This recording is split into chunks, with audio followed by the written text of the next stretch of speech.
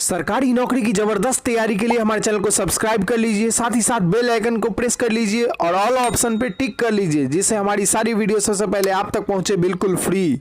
Good evening dear student, स्वागत है आपका एक बार फिर से हमारे YouTube channel competition expert Jha sir पे। आज मैं आप लोगों को इंडियन पॉलिटी के अंतर्गत भारतीय संसद के बारे में पढ़ाने वाला हूँ। जिस संसद के तीनों पार्ट्स को पढ़ाऊंगा, जिसमें लोकसभा, राज्यसभा और राष्ट्रपति आती है।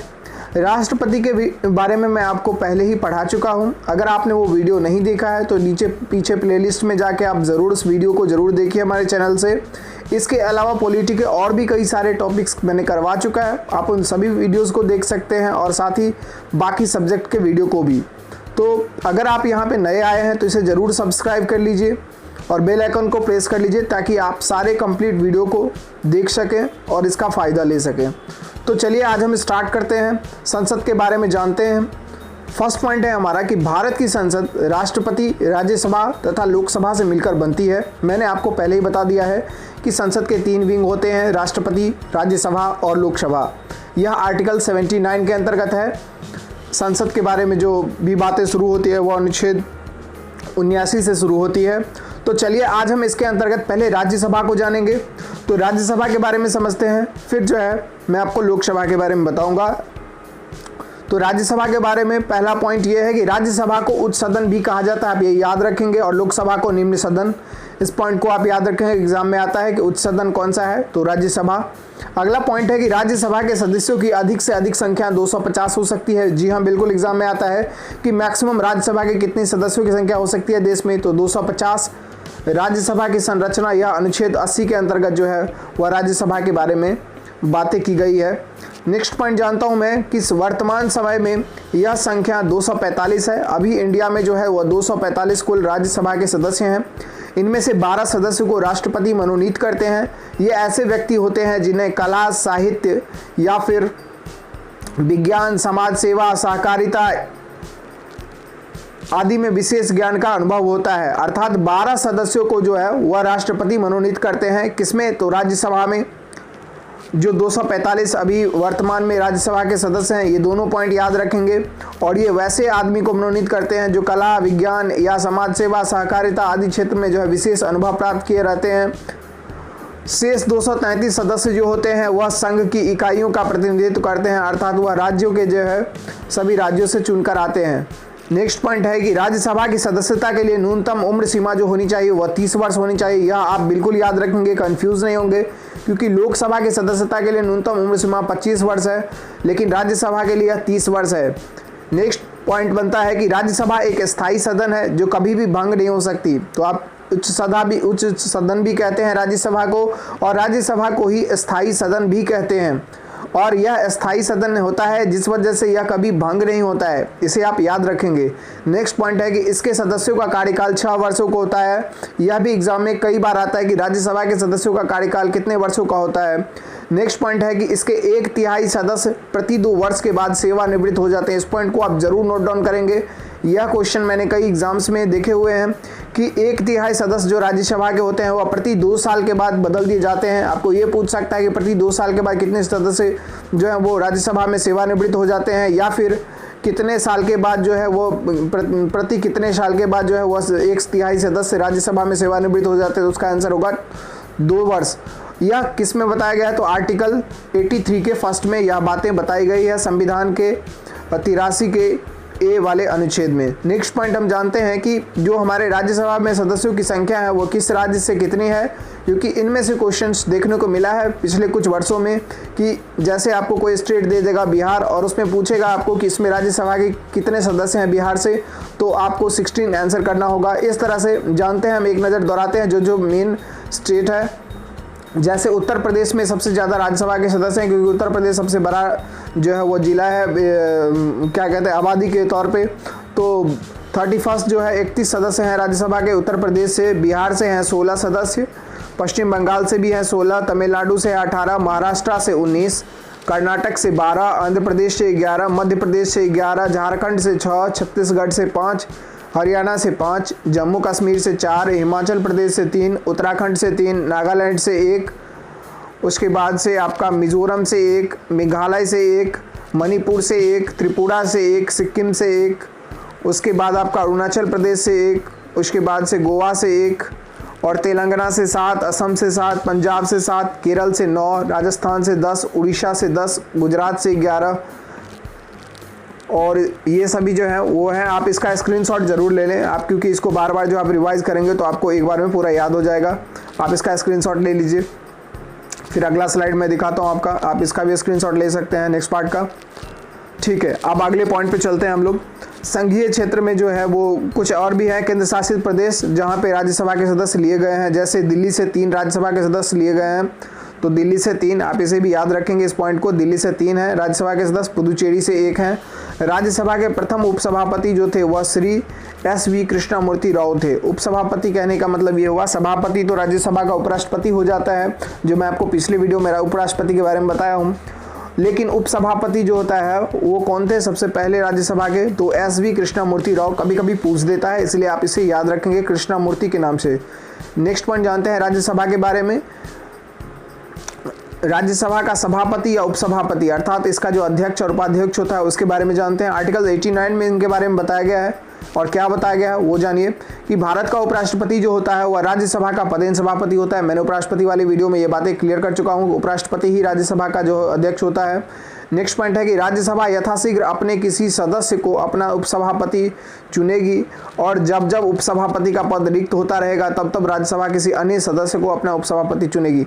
अर्थात जो सभापति होता है वह तो उपराष्ट्रपति होते हैं, लेकिन जो उपसभापति होते हैं वह उसी राज्यसभा के किसी सदस्य में से कोई एक सदस्य होता है, और जब वो पद खाली होता है तो फिर से ऐसे ही चुनाव कर लिया जाता है। नेक्स्ट पॉइंट है कि उपसभापति का पद रिक्त होना, पद त्याग और पद से हटाया जाना, यह आर्टिकल जो है वह 90 में है कि उपसभापति कैसे उसका पद खाली हो सकता है, पद त्याग कर सकता है या पद से उसको हटाया जा सकता है।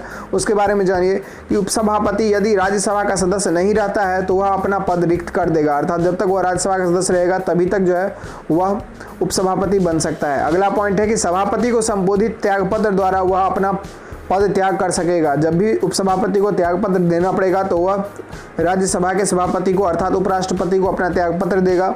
अगला पॉइंट कहता है कि राज्यसभा के तत्कालीन समस्त सदस्यों के बहुमत से पारित संकल्प द्वारा अपने पद से हटाया जा सकेगा, किंतु इस संकल्प को प्रस्तावित करने के आशय की सूचना उसे कम से कम 14 दिन पहले देनी पड़ेगी। अर्थात राज्यसभा के जो तत्कालीन सभी सदस्यों के बहुमत से पारित संकल्प द्वारा उनको जो है पद से भी हटाया जा सकता है, परंतु इस संकल्प को पारित करने से पहले उनको कम से कम 14 दिन पहले इस बात की नोटिस उपसभापति को देनी होगी राज्यसभा के सदस्यों को। नेक्स्ट पॉइंट है कि जब सभापति या उपसभापति को पद से हटाने का संकल्प विचाराधीन हो तो वह पीठासीन नहीं होगा, अर्थात जब इस बात की चर्चा हो रही हो कि उसे पद से हटाया जाए तब वह पीठासीन नहीं होगा, अर्थात तब वह अध्यक्षता या उपसभापति के रूप में वहाँ पे मौजूद नहीं होगा। यह आर्टिकल 92 में है, इस बात को बताया गया है। अगला पॉइंट जानते हैं कि मंत्रिपरिषद राज्यसभा के प्रति उत्तरदायी नहीं होता है, यह लोकसभा के प्रति उत्तरदायी होता है। कई बार एग्जाम में घुमा के ये क्वेश्चन आता है कि मंत्रिपरिषद किसके प्रति उत्तरदायी होता है, तो राज्यसभा नहीं होगा, वहाँ लोकसभा होगा।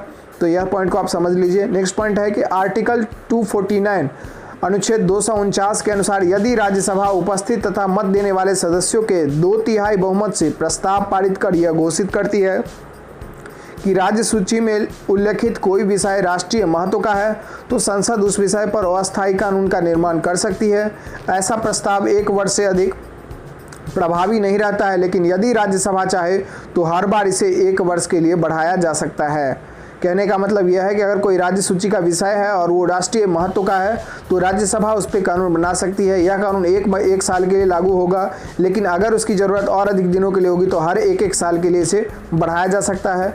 यह प्रावधान आर्टिकल 249 के अंतर्गत बताया गया है। अगला पॉइंट जानते हैं कि केवल राज्यसभा को राज्यसभा में उपस्थित तथा मतदान देने वाले सदस्यों के कम से कम 2/3 सदस्यों के बहुमत से अखिल भारतीय सेवाओं का सृजन का अधिकार है, अर्थात सिर्फ और सिर्फ राज्यसभा जो है वही राज्यसभा में उपस्थित तथा मतदान देने वाले सदस्यों को कम से कम 2/3 सदस्यों के बहुमत से अखिल भारतीय सेवा का सृजन करता है। अर्थात आर्टिकल 312 के अंतर्गत अखिल भारतीय सेवा है। यह आपको पूछता है बार बार एग्जाम में कि यूपीएससी या फिर इन सब चीज़ों कौन से आर्टिकल के अंतर्गत, तो 312 के अंतर्गत आता है, जिसका जो है वो राज्यसभा जो है उसको सृजन कर सकता है, उसको निर्माण कर सकता है।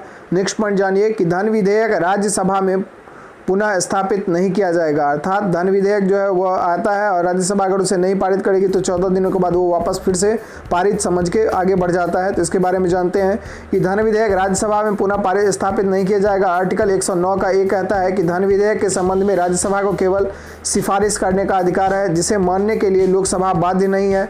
अगर वह कोई उसमें सजेशन भी देता है तो जरूरी नहीं है लोकसभा उसको माने, उसके स्वैच्छिक पर यह निर्भर करता है। इसके लिए राज्यसभा को 14 दिन का समय मिलता है।